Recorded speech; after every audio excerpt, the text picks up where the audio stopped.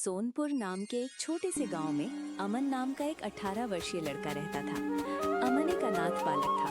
उसकी मां का देहांत उसके जन्म के समय ही हो गया था और उसके पिता हरिदत्त ही उसके जीवन का एकमात्र सहारा थे।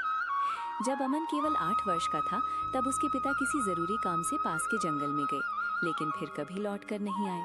उस दिन के बाद अमन की दुनिया पूरी तरह बदल गई। अमन गांव के किनारे बनी एक जर्जर सी झोपड़ी में रहने लगा। उसी झोपड़ी के पास गांव के मुखिया ठाकुर देव सिंह और उनकी पत्नी कमला देवी रहते थे। उनकी कोई संतान नहीं थी। हरिदत्त के लापता होने के बाद उन्होंने ही अमन को अपने बेटे की तरह पाला।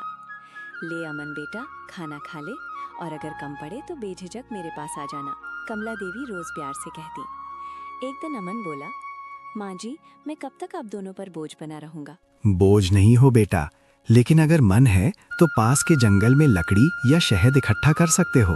अब वो जंगल पहले जैसा खतरनाक नहीं रहा। अगले दिन अमन कुल्हाड़ी लेकर जंगल की ओर निकल पड़ा।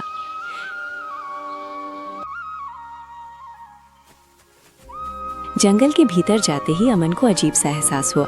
तभी उसकी नजर एक काली नीली रंग की विशाल कोयल पर पड़ी जो उसे घूर रही थी। अचानक वो कोयल इंसानी आवाज में बोली, मैं तुम्हें जानती हूँ अमन, तुम हरिदत्त के बेटे हो। अमन कांप उठा, ये कैसे हो सकता है, तुम तो एक पक्षी हो। कोयल बोली, मैं कभी इंसान थी, लेकिन एक श्राप के कारण इस रूप में कैद हूँ। और हाँ, तुम्हारे पिता जीवित हैं। ये सुनते ही अमन का दिल धड़कने लगा। कोयल ने खुद को मोहिनी बताया और कहा कि अगर अमन उसे श्राप से मुक्त करे तो वो उसे उसके पिता तक पहुंचा देगी। डर के कारण अमन भागकर गांव लौट आया।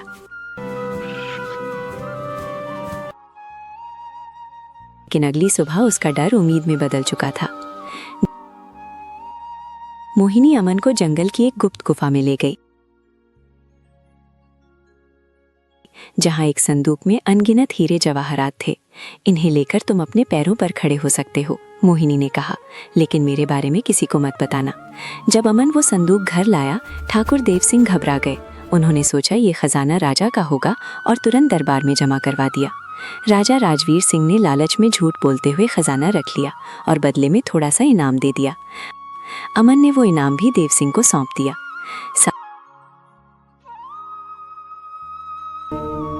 कुछ दिनों बाद जंगल में अमन की मुलाकात एक साधु योगीराज से हुई। कौन हो बेटा तुम, और यहाँ क्या कर रहे हो? मैं हरिदत्त का बेटा हूँ और यहाँ मैं लकड़ी काटने आया हूँ। साधु समझ गया कि लड़का झूठ बोल रहा है। फिर साधु लड़के के पीछे पीछे जाते हैं और देखते हैं कि लड़का और उस कोयल एक गुफा के अंदर जाते हुए। योगीराज ने चेतावनी दी, वो कोयल कोई श्रापित स्त्री नहीं बल्कि एक डायन है। तुम्हारे पिता ने इसी को रोकने के लिए अपनी जान दी थी, लेकिन अमन मोहिनी की बातों में फंस चुका था।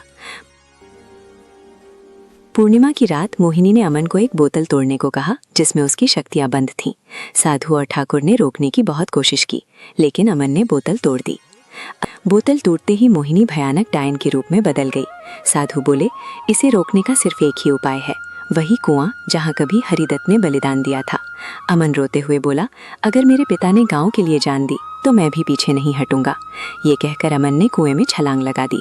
साधु ने मंत्र पढ़ा और डायन फिर से एक साधारण गूंगी कोयल बन गई। अंत, गांव बच गया, लेकिन ठाकुर देव सिंह ने अपना बेटा खो दिया।